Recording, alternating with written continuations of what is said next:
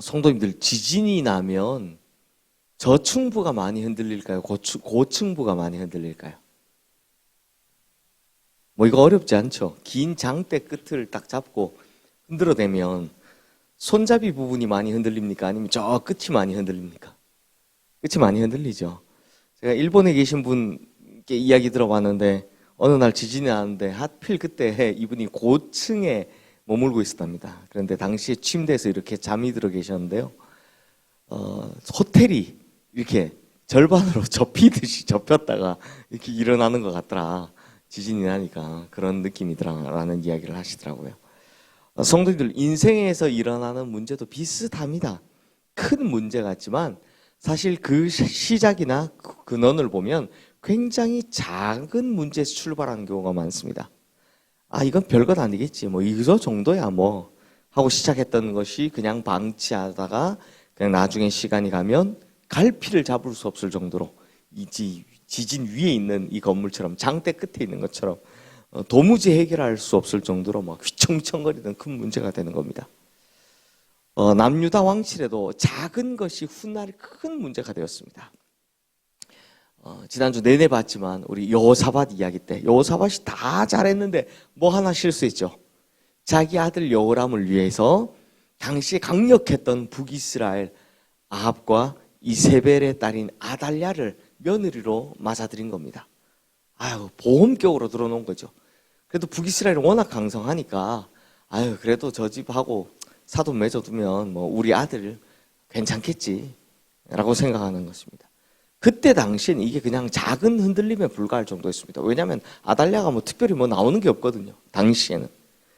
그런데 우리 지난주 마지막에 봤듯이 여호사밧이 죽고 여호람이 왕이 되자 이 작은 흔들림이 그제서야 큰 파도가 되기 시작합니다. 결국 하나님께서 북이스라엘에서 활동하던 선지자였던 엘리야까지 활용하셔서 편지를 보내시죠. 그러면 큰일 난다라고 편지를 보내게 하십니다. 그렇지만 결국 여호람은 돌아오질 못하고 그 몸에서 창자가 빠져나올 정도로 비참한 죽음을 맞이합니다. 그것뿐이 아니었죠. 어느 백성도 그 왕실을 애도하지 않습니다. 왕의 죽음을 애도하지 않고 심지어 그 선조의 묘실에 들어가지도 못합니다. 자, 그러면 성도님들, 이런 여호람을 보고 그 다음 아들은 어떤 왕이 되어야 되겠습니까? 할아버지인 여호사밧이 하나님 잘 섬겨서 하나님께 큰 도움을 받아 잘 되는 걸 봤습니다. 그리고 아버지인 여호람이 우상 섬기다가 짧은 시간에 그냥 폭삭하는 걸 봤습니다. 그러면 여호람의 아들인 아하시야는 어떤 걸 선택해야 됩니까?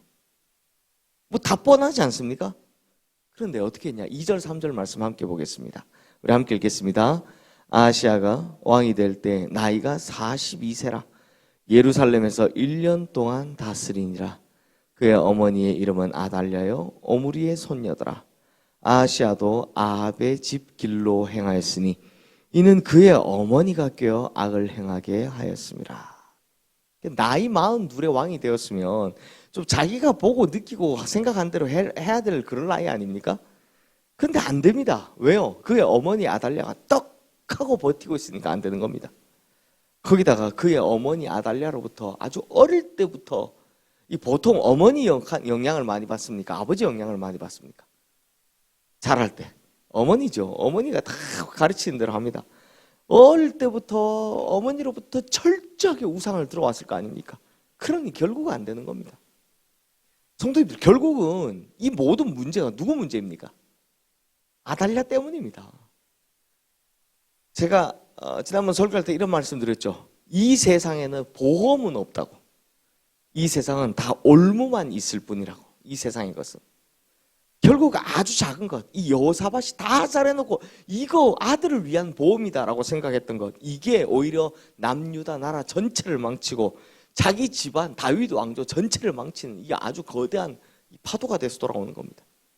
결국 하나님께서는 이 아하시야를, 그래도 여호람은 8년 기다려줬는데요, 그 아들 아하시야는 1년 만에 그를 내리십니다. 심판하시죠. 아버지 여호람의 말년이 비참했던 것처럼 아하시야의 말년도 비참합니다. 우리 8절 9절 말씀 함께 읽겠습니다. 예후로 하여금 아합의 집을 심판하게 하실 때에 유다 방백들과 아하시아의 형제들의 아들들 곧 아하시아를 섬기는 자들을 만나서 죽였고, 아하시아는 사마리아에 숨었더니 예후가 찾음에 무리가 그를 예후에게로 잡아가서 죽이고 이르기를 그는 전심으로 여호와를 구하던 여호사밧의 아들이라 하고 장사하였더라. 이에 아하시아의 집이 약하여 왕위를 힘으로 지키지 못하게 되니라. 자, 이 아하시아에게는 외삼촌 되죠. 아합에 이어서 북이스라엘의 왕이 된 요람이 전쟁 나갔다 다칩니다. 그래서 병문안을 찾아가는데 하필 그때 북이스라엘 이 아합의 집안을 심판하고자 하나님께 세우신 사람이 있었습니다. 바로 예후. 이 예후가 쉽게 말하면 이제 반역을 급박하게 빠르게 일으키는 겁니다. 이 예후의 하필 그때 찾아가가지고 이 반역을 일으킨 예후의 칼날을 피하지 못하고 그 칼에 맞아 죽은 겁니다.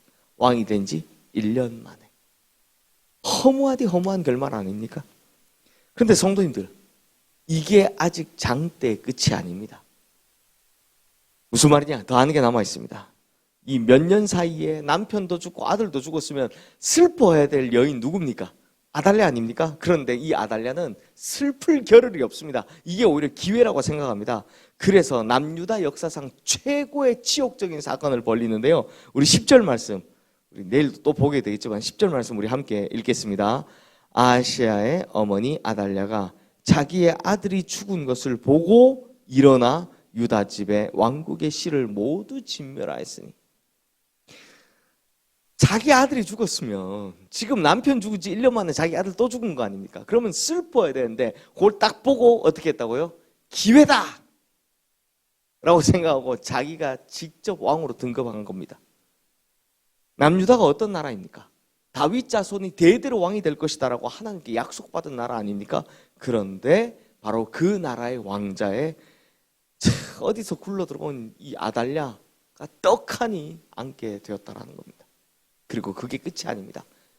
자기의 왕위를 빼앗을 사람이 나타나면 안 되잖아요. 그래서 유다 집의 왕국의 모든 씨를 다 제거합니다. 진멸합니다. 즉 다윗 후손들의 씨를 다 말려버렸다는 겁니다. 다 죽였다는 겁니다.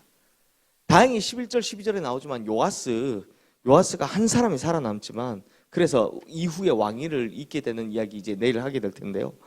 하지만 그 사이에 아달랴가 6년 동안 왕위에 올라서 남유다를 온통 바알의 왕국으로 만드는 비극으로 이끌어갑니다.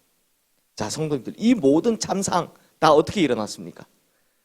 딱 하나 잘못한 거, 결혼 한 번 잘못한 거, 이 며느리 하나 잘못 들인 거, 여기서 출발한 겁니다.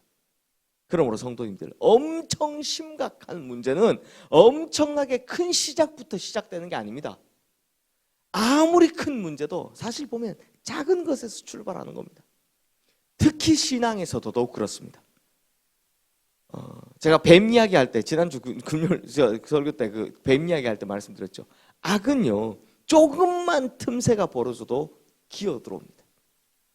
그래서 우리를 밀어내고 이 악이, 죄가 우리 인생의 왕이 되고 주인의 자리에 앉는 겁니다. 그러므로 뭐부터 하면 안 된다? 시작부터 틈을 주면 안 되는 겁니다. 시작부터 틈을 주면 안 되는 겁니다. 하나님께서 가인과 아벨 딱 보고 제일 처음에 가인에게 찾아와서 하신 말씀이 뭡니까?